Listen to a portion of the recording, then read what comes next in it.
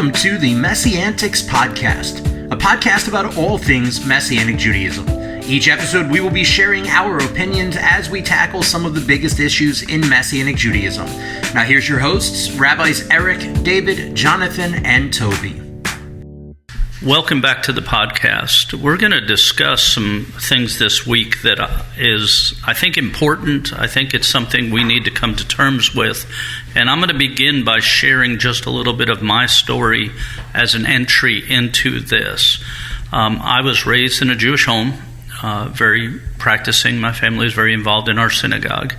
I then came to faith in Yeshua in a Pentecostal church. And when that happened, I was told my identity as a Jew changed. Now I was no longer a Jew. I was now a Christian. And then time went on. I became a pastor within a Pentecostal denomination. And while pastoring a church, I felt the Lord speak to my heart. And just as clearly as I'm talking to you, I heard the words, "You're a Jew, live like one." Those words fundamentally shifted my world. I didn't exactly understand what it meant and what it would bring about, but it shifted everything about my wife and our ministry together, what we were doing. We ended up finding Messianic Judaism as an offshoot of that statement from the Lord, and things went on. But during this time, I went through another identity crisis.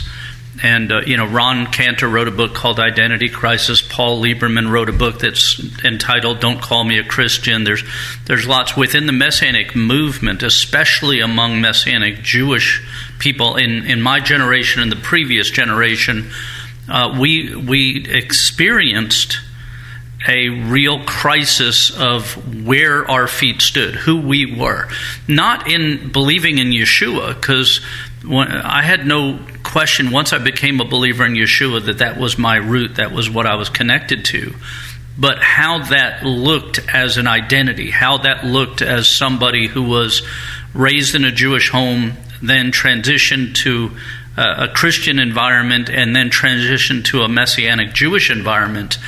And in the process of trying to work that out for myself, and at the same time other people in my generation, the previous generation, during the Jesus movement, during the early renewed Messianic Jewish movement in the United States, where many Jewish people like myself came to faith because of a Christian church or a Christian outreach, and then transitioned to a Messianic Jewish expression. There wasn't a guideline. There wasn't a program. There wasn't okay, step one is this, step two is this, step three is this. This is what Jewish believers do.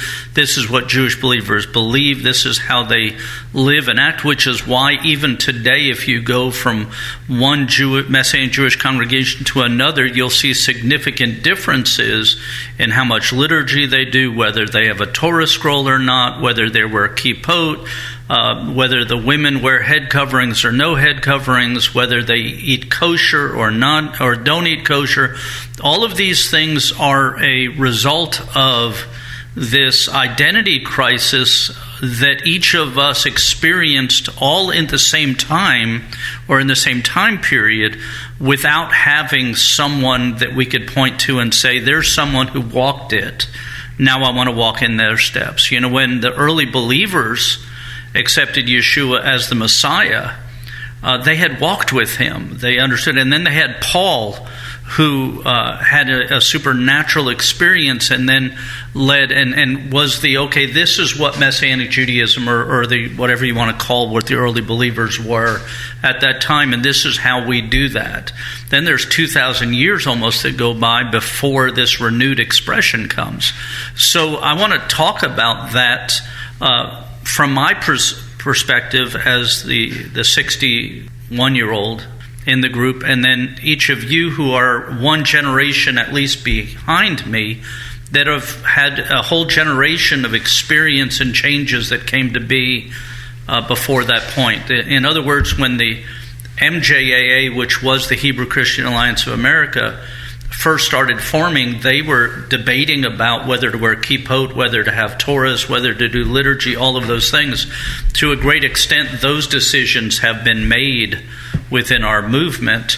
But there's still this lingering identity. Where do I stand? Am I part of the church?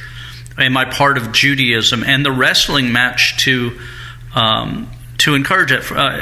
In one way, we just, 3 of the 4 of us went to hear Amy Jill Levine speak in Mobile. Now, one of the things that made her very palatable and exciting and interesting to the Messianic Jewish movement was her acceptance of Messianic Judaism as a branch of Judaism, as a type of Judaism. It fed our desire to have an identity within the Jewish community, which is something that we've fought for dramatically. We wanted to prove we were a branch of that tree. And so there's that. But then there's also the fact that we're tied into the church. In some way, we're connected with the greater body of Messiah. And that tension between those two things causes a continuing identity crisis among people, especially my age. How do I relate? When somebody says, "Oh, you're a Christian," it's my internal reaction to say, "Well, no, I'm not a Christian. I'm a Messianic Jew. I'm this." Right. There's a response, a repellence that naturally grows within me when that's said. "Oh, you're a pastor." "No, I'm a rabbi."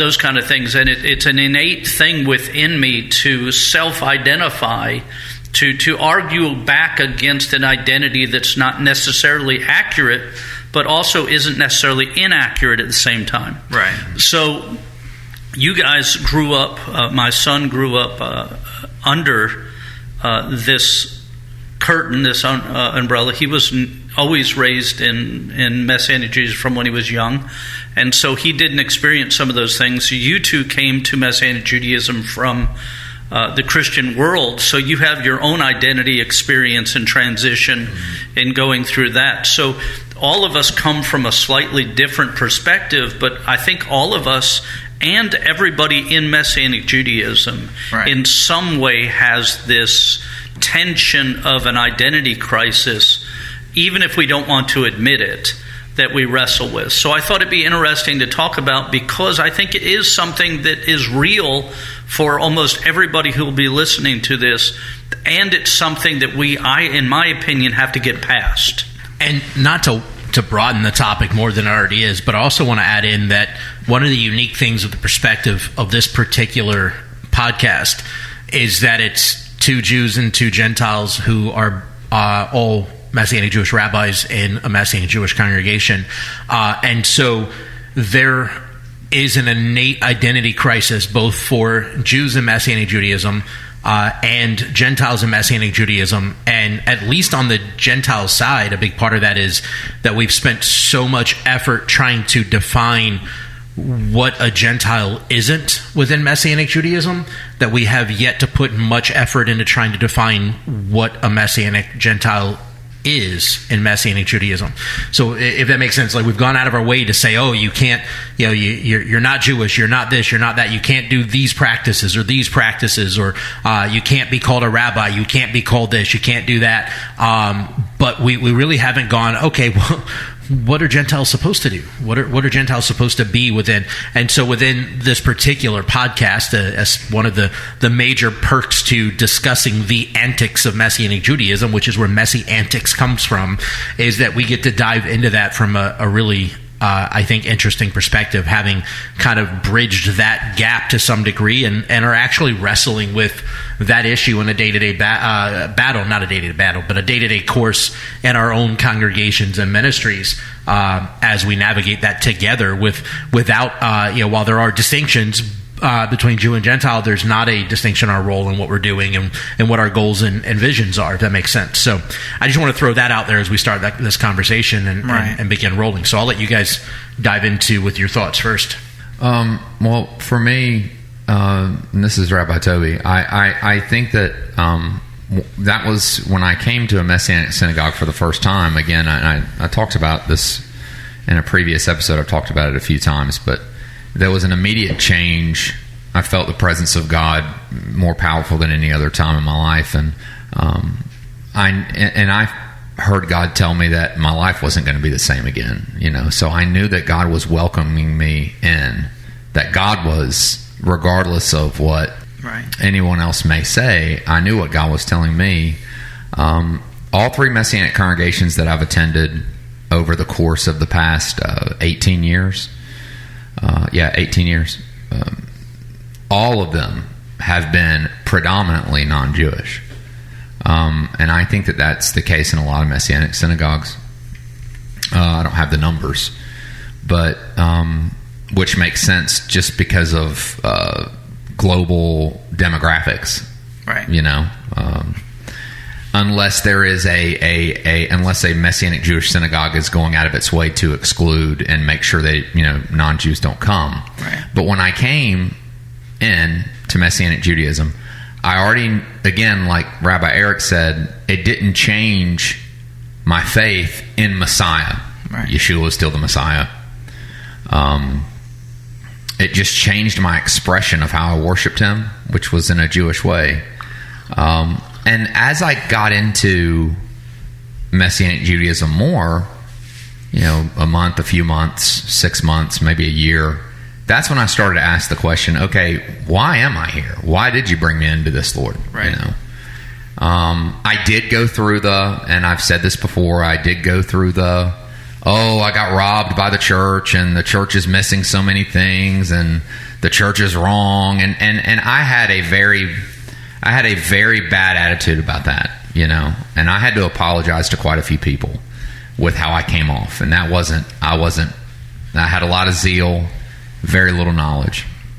And I wish I could go back and talk to the 25, 26-year-old me,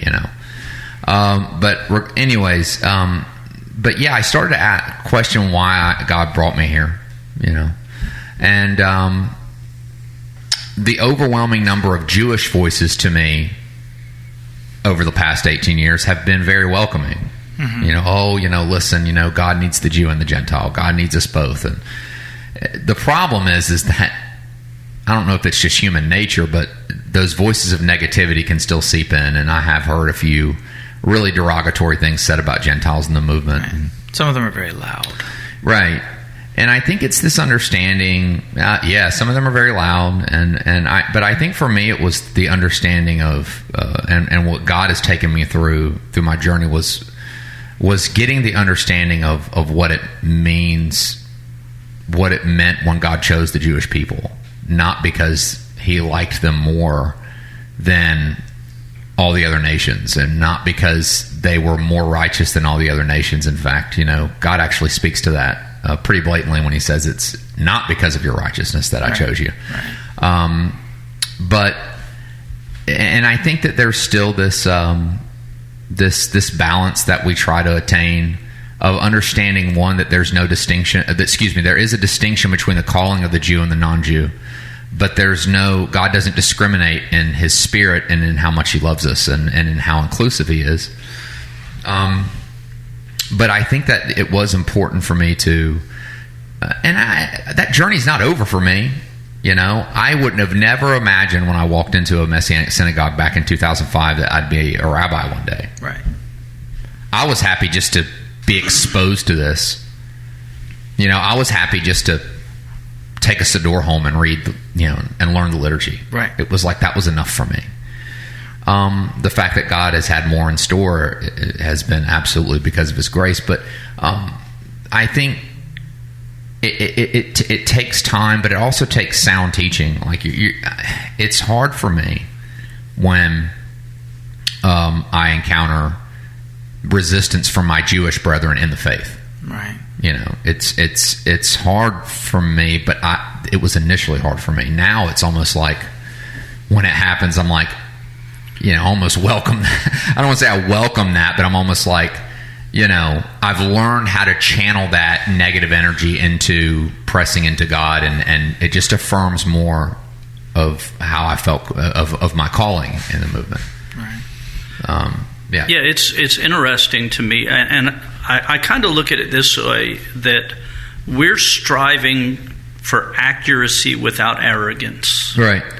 that we want both Jewish and non-Jewish believer in Messiah Yeshua to walk biblically, to walk accurately to the Scripture, accurately to the history, accurately to their callings, accurately to the distinctions, without being arrogant and separating in the process. And that's difficult. It's funny to me, and I was having this discussion just the other day, that people will talk about appropriating culture or appropriating Jewish things or whatever.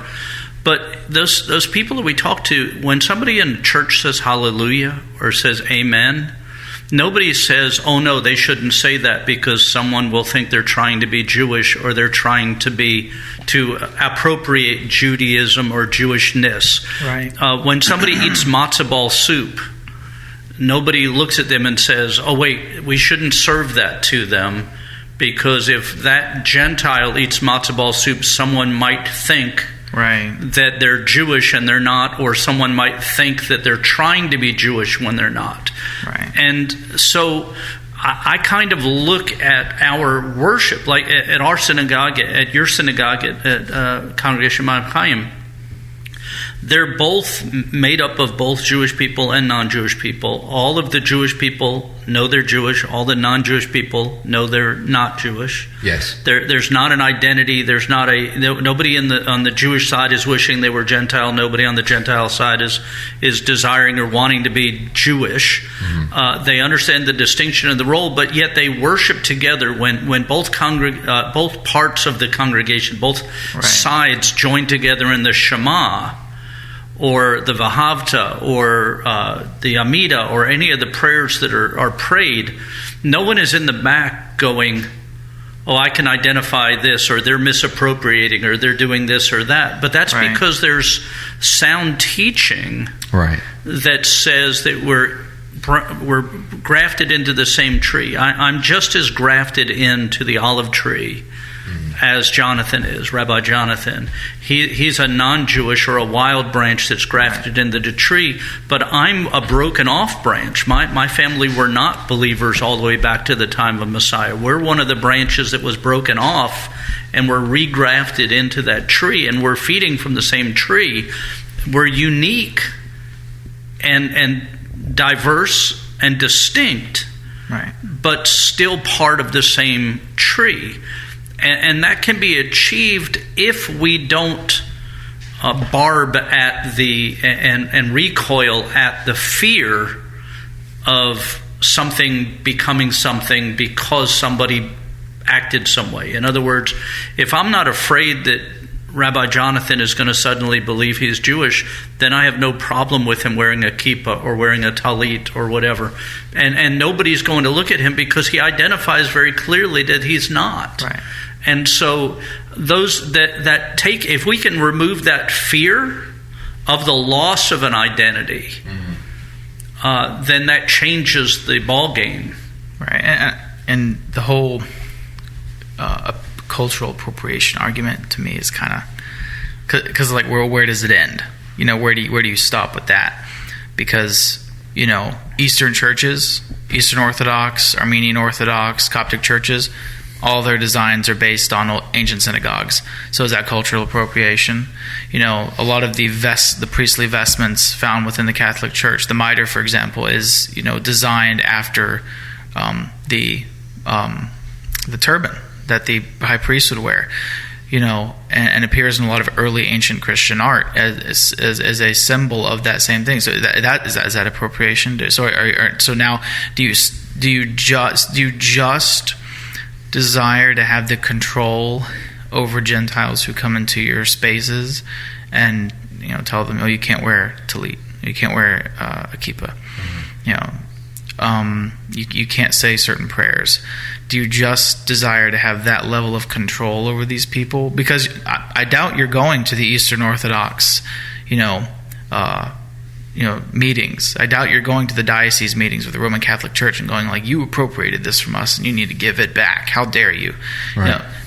Don't see that happening. So to me that's why it's really just kind of like those kind of like cultural appropriation, just limiting that to things like certain prayers tallit and kippah, it's disingenuous and kind of petty. And we have a word for that in the Army that I'm not going to use on this podcast. But we, Is it a word or an acronym? No, it's a word. It really shows a level of, I'll call it audacity, because that seems to be on sale nowadays, that is only prevalent within people who have a severe identity crisis with who they are and the communities they're in. Right, and this is largely a problem only in the Messianic community. Right. Because, for instance, if a U.S. president goes to the Western Wall, they'll put a kippah on his head. They're not and we're saying... confusing about it too, because it's a problem only within Messianic Judaism, except when Messianic Judaism forces it. So, like, you go to Messiah Conference. I mean, and I don't mean this to come across as harsh towards anything in particular, but you go to Messiah Conference, and on a regular basis, they'll have guest pastors come in to speak at the conference, and then when they're done, some of the leadership of the MJ will walk up with a tallit and a kippah, and like it's like a gift of honor for them, and they're trying to recognize them. They'll wrap a tallit around them and put a kippah on them. But then at the same time, on the other side, they'll go, but this is Jewish stuff, and Gentiles shouldn't be. It's absurd how we, like, when it's convenient to us, we're okay with it, and it's not appropriation. Because the pastor, odds are, and this is no shade on the pastors or guest speakers that they do this with. Odds are they're going back to whatever denomination that they're in. They're not people who are committed to and living in and amongst the Messianic Jewish community. They're not people who are walking hand in hand with, other than supportive on the fringes and giving them money and of time and of resources, but they're not the people who are showing up faithfully. Mm-hmm. Right, that pastor that got that tallit and kippah is probably not going to be wearing it on next Sunday at their congregation. Right. Or might, and then follow it by you can buy one of these, wrapping a Torah scroll around somebody and coronating them king, or you, which was a thing a few years ago that happened. Man. It was not at Messiah Conference, by the way. Let me go back and say that, and not among Messianic Judaism. So here's the thing, I'll dive into this at this point because I think it's important for us to understand. Like, one, we have to give honor where honor was due, right? And the reality is that my dad's generation and those before him are pioneers of the modern Messianic Jewish movement. Right. And they very literally poured blood, sweat, and tears to get the movement to where it is. And so they had to wrestle, and very literally were wrestling that identity crisis where they were, Jewish one day, told they weren't Jewish the next, and then suddenly Jewish again, but still not Jewish enough or believing enough, Christian enough, and whatever.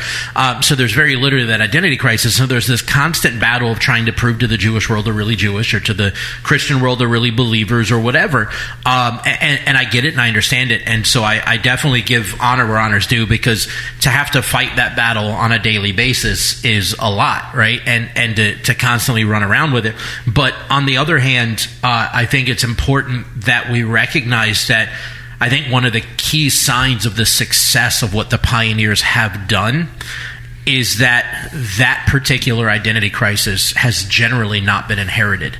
And so, like, my generation of Messianic rabbis, especially within the IMCS and those some of those within the UMJC, my generation of Messianic rabbis have very much not inherited that identity crisis. I grew up, even before my dad, and on the show we've talked about this some before, even before my dad kind of came to terms with the fact that he was a Jewish believer and kind of started walking that lifestyle, when I was a kid and we were still in a church, which, like, we started with Messianic Judaism when I was in like second or third grade, something like that. So, we're not talking a very long period of time in my childhood. But when I was a kid in church, I had arguments with people on a regular basis of how I was Jewish and a believer at the same time. And my dad didn't even admit he was Jewish. So, like, Messianic Judaism is innate in my identity. It's at the crux of who I am, and it's a part of my DNA. But at the same time, with that, I don't feel a need to prove anything to anybody. So I am perfectly comfortable being a Messianic Jew whether the Jewish world likes that I am or not, or whether the Christian world likes that I am or not. And it doesn't faze me in the least when I come across the negative comments or the scrutiny or what have you. And I believe that that's a significant part of what the pioneers paved a way for, but haven't really been able to recognize is there. And that's, I think, a big part of why congregations like ours, like yours, like Restoration in Seattle, like Adat HaTikva in Chicago, like Baruch Hashem in Phoenix, and Baruch Hashem in Dallas and San Antonio, and a number of other congregations around the U.S. in particular, have been able to be successful while fully including non-Jewish people, not only in membership in their congregation and lifestyle and practice of the Jewish life cycle within the Messianic Jewish congregation, but also in leadership roles in the congregations, because I don't feel a need to prove anything to anybody. Either you like me or you don't, but that's not my problem. Right. I'm here to put the best I can forward of the image of Yeshua. Whether anybody else is on board with that or not, it's not my problem. And I'm not trying to dance around anything. I'm not trying to tap dance around anything. I'm not trying to walk on eggshells.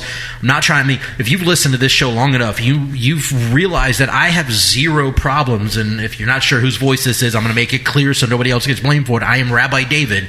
I have zero issues with saying exactly what I think, whether others like it or not. And so a big part of that, though, is because I didn't inherit that identity crisis. Right. I give honor to those that have had to walk with that and fight with that, because I can only imagine. I witnessed the turmoil firsthand because it was my dad, but I didn't carry that. I never had to walk in that. And I think that's helped at least our congregation in dramatic ways. Yeah, I think that to a great extent, and you mentioned this or started to mention in this direction, but a lot of the people my age or older that are leaders within the movement fought these great battles that needed to be fought. Right. Unfortunately, for some, they didn't realize the battle was won. And so we're still fighting the battle, even though the battle's been won. In other words, I have great relationships with Jewish not yet believers in Yeshua that are very close relationships with them, because I'm not fighting the battle to be recognized as Jewish. That's not my goal. Isn't to be recognized as Jewish. I am Jewish. I don't need to prove it in any way. And so it's kind of like, the people that are still alive that fought in World War II. There are those that still hate the people that they fought against in World War II, even though that battle, those victories, those wars ended generation ago. Right. And so there are some within the Messianic movement that are still fighting battles that have been won a generation ago. And so and what happens is that takes the emphasis away from fighting the battles that we're supposed to be fighting now. We're always supposed to be fighting battles. We're going to continue to be in a war as long as we're in this world, a spiritual war. But if we're still fighting an enemy that's no longer there, we're not spending the time actually fighting the battles that we are in right now. Right. And so that's why I'm so adamant about taking away that fear identity, the battle of I have to prove that I'm Jewish, or I have to prove that I'm a believer, or I have to prove that you can be a believer and be Jewish and not be a Christian, or I have to, all of those things are should be set aside, because there are very few believers that haven't heard of Messianic Judaism now. There are some. They may not know where we are, but they've heard about us. Right. Paul Wilbur, Lamb, those groups that pioneered Messianic music, Promise Keepers made Road to Jerusalem and impacted through that. There's the MJAA and its impact globally. And there's the Union and its impact globally. There's Chosen People's Ministry, Jews for Jesus. These groups are known. So we're not fighting to exist anymore. Right. Now our battle now is to unify the kingdom and restore what initially was, in my opinion. And we can't do that if we're still fighting to identify as who we are, as Jew or Gentile, or building walls of division that God's broken down. That we really have to stop that and put that war aside. That war's been won. We have the victory. It should change. I think part of that change is recognizing, obviously that there needs to be a change, but also recognizing that you need the right leaders for that change. When you go to plan a war, you don't go next door to the barracks filled with lieutenants to plan a war. You go to the office building filled with generals, and people who are, and again, that doesn't mean old. That doesn't mean the old. It doesn't always have to be the older people. It doesn't exclude the older people. It doesn't exclude the older people. It means you find the people who are trained who have the chest candy, who have the ribbons and the badges and all the colors and fancy things that say, I know what I'm doing. I know what I'm talking about. I've done it. I can do it. Put me in a place where I can lead this thing to the next phase or next step. Right. You can't. Maybe I'll get in trouble for saying this. I don't know. Go for it. It's half the fun. Take it from me. I got plenty of experience. I know. If you have people whose experience caps out at captain, at sort of a mid-level range, which is a good range to be at. That's a good place to be. You didn't get there easily, and you didn't. You had a fair share of battles to get there. You still catch some of the mess that rolls downhill, but you don't catch all of it. Exactly. But if you continue to only allow captains to lead, you will never get to the place where you really are supposed to be. That's why, that's one reason why, and we have talked about this previously, although briefly. I thought it was funny that one year at one of the conferences, they actually used one of the little mantras that exists for the officer corps in both the Army and the Air Force, which is, mission first, people always. The thing is, if you actually are mission first oriented, you have to actually acknowledge what is best for that. And one of the ways that is best is not retaining leadership in the same places and the same people all the time. Mm-hmm. It was one of the reasons why the Army every 3 years, every 4 years, you rotate command. You have change of command. You have change of command ceremonies where this captain has been here for a long time. This general has been in this place for a long time, leading this particular thing for a long time. And again, 3 years is a long time, and then that 3-4 years. All right, let's rotate. And you bring in a new guy, someone who's got experience, but someone who's also new, someone who has fresh ideas, someone who has a different way of doing things, a different routine. Sometimes ways that are uncomfortable because it means changing something, it means changing the way you look at something. But often those are the things that win battles. Those are the things that win wars, and that's like, you don't have to be a PhD level military historian to know that. I mean, you just have to read a book about, people like Eisenhower or Patton, They were very different from their predecessors in how they waged war. They also had a very new war to wage, a war that involved, a very automated war, war that involved lots of mechanics, lots of maintenance. And we're kind of in that in the Messianic movement. We are in a different fight now than the fight that a lot of the pioneers were in the 60s, the 70s, the 80s. Like, kind of from the 90s on, Messianic Judaism is, especially with the prevalence and the speed of the internet and YouTube, we have a whole new war to fight. We have a lot of maintenance to do. We have a lot of quick moving pieces and information, and we need to bring people into leadership positions who understand that, who are trained into working in those positions. Since you're bringing up leadership positions and we talked about this briefly before we started recording this episode. You and I had a conversation a couple of weeks ago, which you brought in, and I actually think it'd be fitting to roll it in at this point, since we've kind of broached this because identity crisis is a big part of this particular issue. Right. But on the titles that we allow people to be ordained within the Messianic movement, for both major Messianic organizations, only those that are Jewish are allowed, by the organization's definition of being Jewish, are allowed to carry the title, to be ordained with the title rabbi. Right. And then you can get Messianic teacher, Messianic congregational leader, Messianic pastor, or something along those lines. And between the IMCS and the UMJC, those terminologies may vary some, but generally speaking, they will not allow you to be ordained as a Messianic rabbi unless you're actually Jewish. Right. And a part of that is because of the identity. Well, we don't want anybody to confuse somebody with the title rabbi if they're not actually Jewish, and the title rabbi has an immediate connotation that you're Jewish and what have you.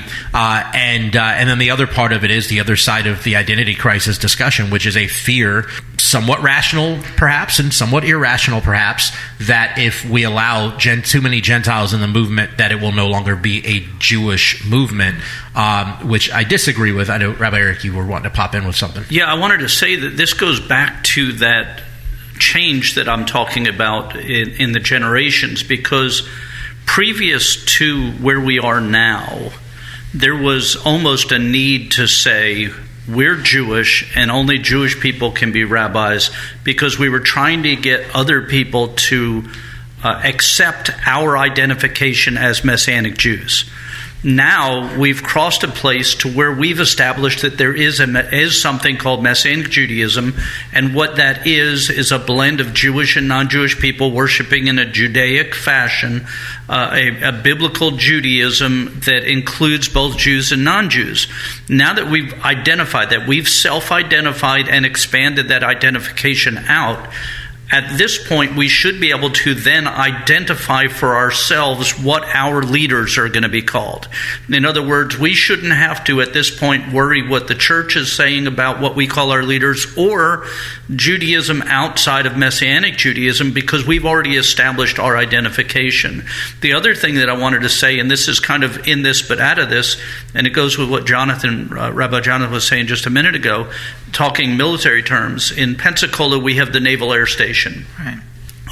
In the Naval Air Station, the training facilities we have, they change every couple of years from a Marine commander to a Navy commander.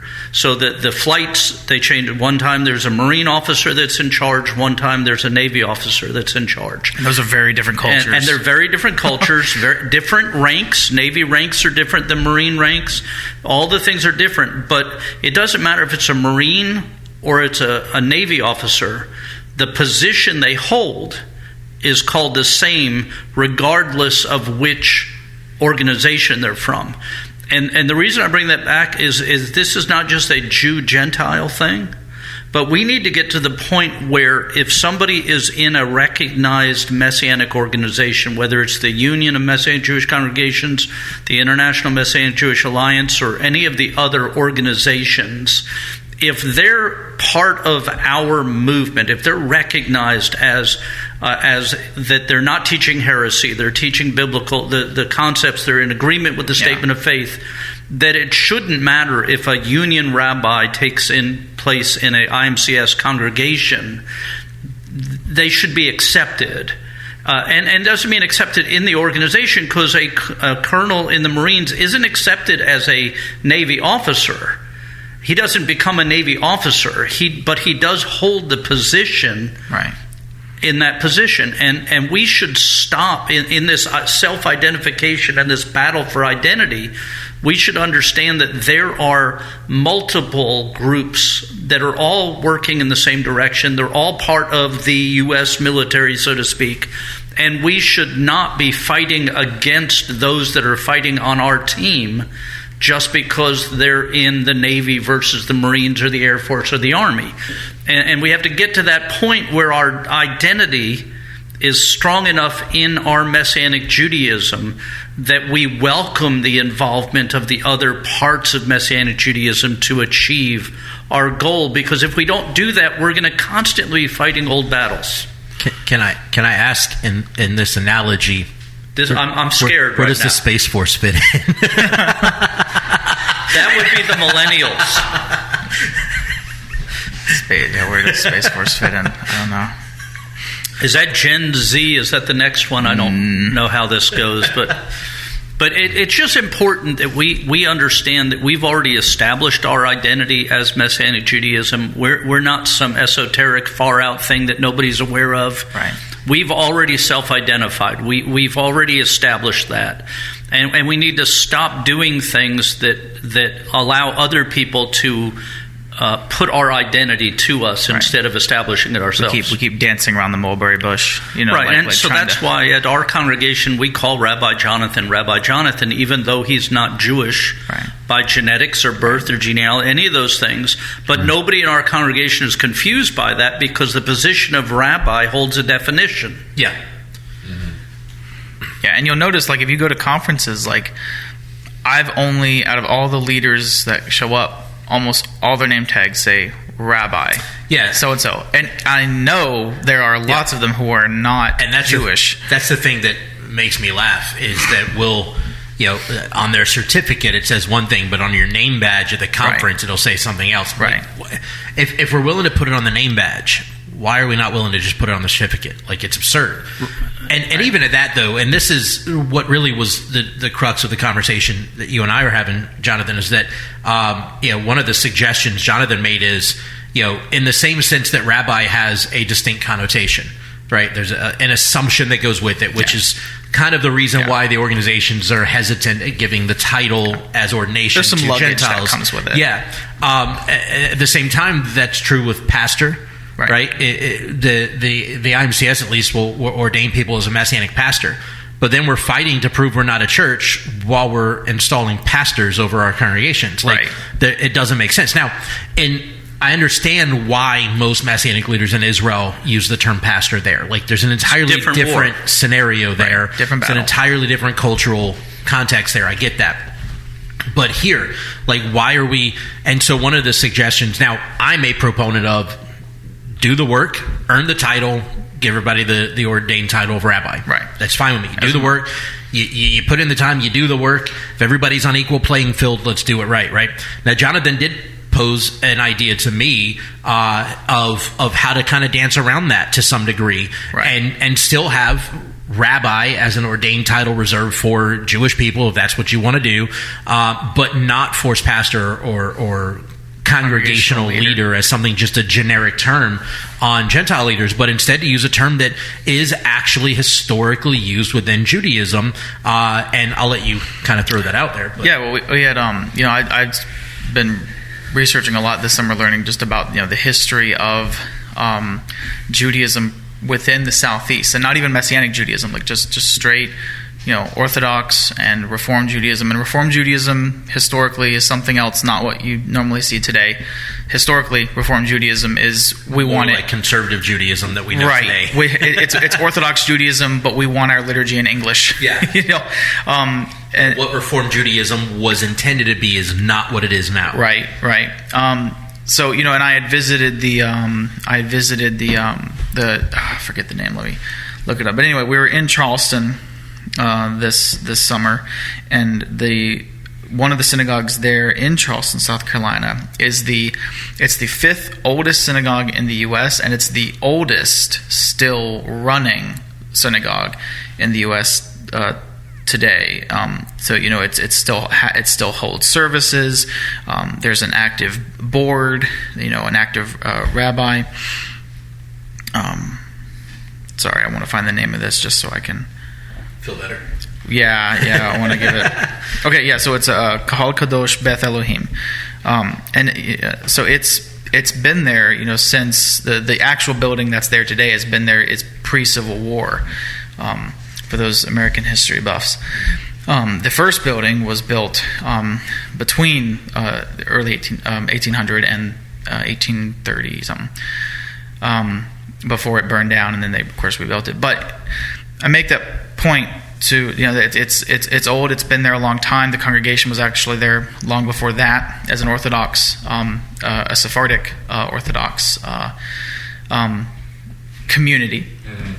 And on their plaque there of the synagogue, they don't have their first leader who led that synagogue once they became a chartered by the city of Charleston as a religious center, as a synagogue. Their first leader did not hold the term rabbi because there was no smicha available, no Orthodox smicha available in the United States. In other words, there were, the idea of smicha, the laying out of hands, is it's the Moses to Joshua to the elders to their disciples, their disciples, their disciples. It's what discipleship is. You raise up someone, you lay on of hands, you pray and ask God that part of your spiritual authority would be conveyed to this person, and they carry that on, and they carry on your teaching and your tradition, etc. So there were no Orthodox rabbis to give this to the leadership of this community. So this, Jewish man went to seminary, Christian seminary in the United States. And at that point, we had things like Harvard and Yale and Princeton, and received, the education there, and they called him, and even on his plaque in the synagogue, it's not Rabbi so-and-so, it's Reverend so-and-so.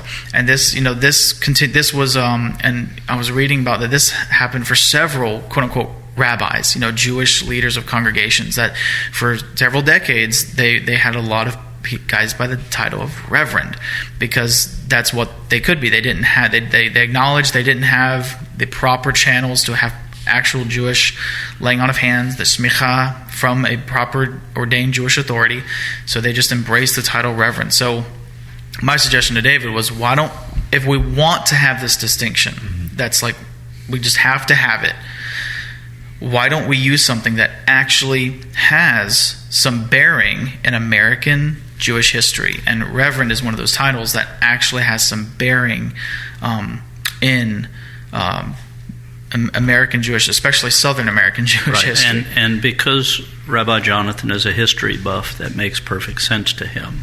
Right. But I will tell you that to me that would just add one more layer of swirl to the discussion. No, and I understand the reasoning, and I understand all that. But and my thing is like, well, if we want to have, because we already have swirl. Right. We already have, we have 4 different titles in the IMCS. So if we already have 3 other layers of swirl, why don't we just reduce it to 1 layer of swirl and cut out the middleman and just, embrace something that actually, again, has some... And my answer is that I think we should just call everybody rabbi. I would, yes. And by doing so, stop worrying about what other people think about what we're doing and letting them force us to identify. If we're going to say that we're Messianic Judaism and our authority as an organization, as a movement, comes from our leadership, then only our leadership should have the ability to tell us what we're going to call ourselves. Right. And we should not worry about the Christians saying, well, you're really just a pastor pretending to be, or the Jewish people saying, well, you're really just a pastor saying, and we just say, I don't care what you say, this is who we are, this is how there are enough of us now that we've established we exist. Let's self-identify. Let's stop feeding the fear and ceding authority in our lives to people that aren't in authority. Right. No, I know, and I agree with that. I'm just feeding answers to people who refuse to hear answers. Right. And you're absolutely valid in saying that there were Jewish leaders in early America that called themselves Reverend. Right. And that wasn't an aberration or something shameful or something other. It's just a reality. But again, this goes down, and this goes back to the original of this podcast. I think it's time that we need to stop fighting a war that's already been won, and start walking in the victory of our establishment as a real, living, breathing movement. Right. The reality is Messianic Judaism, as we know it today, is about congregational movement. We'll go that route. Congregational movement, as of today, is about 40 some odd years old, give or take. Now you have Messianic Jewish congregations that were established before that, but as a organizational movement, about 40 years old. It was the early 80s when the organizations were planted, and then Messianic Judaism itself, both as Hebrew Christianity, but also as an intentional Jewish movement separate from Christianity. I don't mean separate in the sense of like keeping them at arm's reach, but not in churches, but in the Jewish community, has really been around since the mid 1700s to early 1800s. So it's not a young, I mean it is, but it's not a young thing. And the reality is it's a revival of what occurred in the first and second century. There's never been a point in history where there wasn't since the first century, where there wasn't a Jewish presence of Jewish believers living among the Jewish people, living Jewish lives, preaching Messiah. Since the first century, there's never been a period in time where that didn't exist. It wasn't as loud and vocal as it is today. Right. Wasn't as well known, but there's never been a period of time where it didn't exist. And just looking at the congregational movement, the rabbinic movement of the past 40 some odd years, we are at a point now where what made sense and worked 30, 40 years ago as a fledgling movement, as a fledgling group of organizations, as a fledgling kind of flock of congregations scattered around trying to make a place for themselves, a sector for themselves. What made sense 30, 40 years ago isn't necessarily making sense so much now. Right. You know, and we need to be able to willing to have the necessary conversations without all of the extra stuff, just legitimate conversations that lead to legitimate evolution of what we're doing.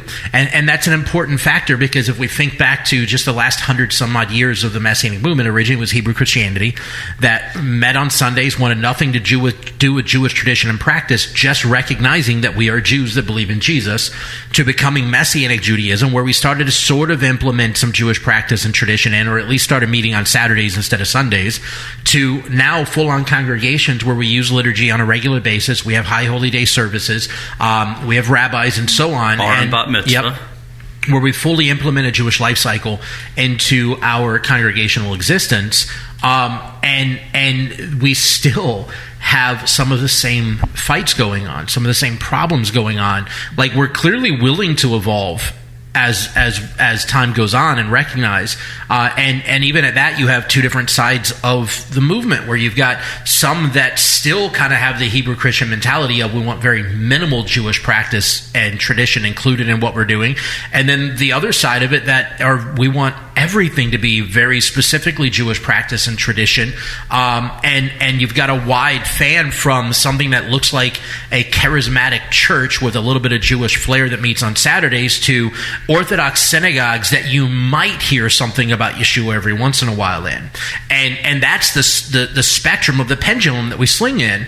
But the reality is that there's a middle ground that is probably 80+% of the Messianic Jewish movement that is normative in total perspective, but is normative and should be the driving factor for the evolution of the movement, of where we're going. And so I'm watching as in, for instance, the MJIMCS, which like at conferences, and I'll just talk about conferences. At conferences, there's every year less and less Jewish tradition and practice used in the conference events and services, while the younger participants in these conferences are yearning for more and more of the traditional practice. Right. And in the UMJC, there's more and more of traditional Jewish practice and such in conferences and such, while the younger generation are yearning for more of the Spirit leading, not a rejection of or a dilution of the practice, but the inclusion of more worship, intentional Spirit-led worship and such.